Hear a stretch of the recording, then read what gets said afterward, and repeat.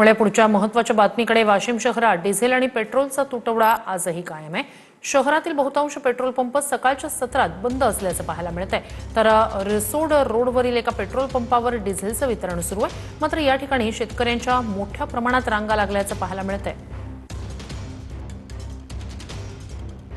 वाशिम जिल्ह्यात मागील 7 दिवसापासून शेतकऱ्यांना भटकंती करावं लागत आहे डिझेल आणि पेट्रोलसाठी। आपण बघू शकतो आज सकाळीच्या दरम्यान 6च्या दरम्यान जे शेतकरी येतं वाशिम जिल्ह्यातील जे वाशिम शहरातील जे टिल्लुमर पेट्रोल पंप या ठिकाणी मोठ्या प्रमाणात गर्दी करताना दिसत आहे। सध्या परिस्थितीत डिझेल आलेले लंब्याच लंब्या लाईन मध्ये या कॅना दिसून येतात। आपण बघू शकतो मोठ्या प्रमाणात शेतकरी इथं हजर झालेले, तर कॅनाची लाईन ही पूर्णतः रस्त्यावर आलेली आहे, मेन रस्त्यावरही गेलेली आहे, पेट्रोल पंपाच्या बाहेर गेलेली आहे। त्यामुळे शेतकरी हा पूर्णतः हातात झालाय। सध्या जिल्हा प्रशासनाने काहीतरी याच्यात नियोजन करावे आणि शेतकऱ्यांना म्हणजे व्यवस्थित पेट्रोल डिझेल कसं मिळेल याचंही नियोजन करणं गरजेचं आहे। कॅमेरामन सचिन राणेसह विठ्ठल देशमुख, TV9 मराठी, वाशिम।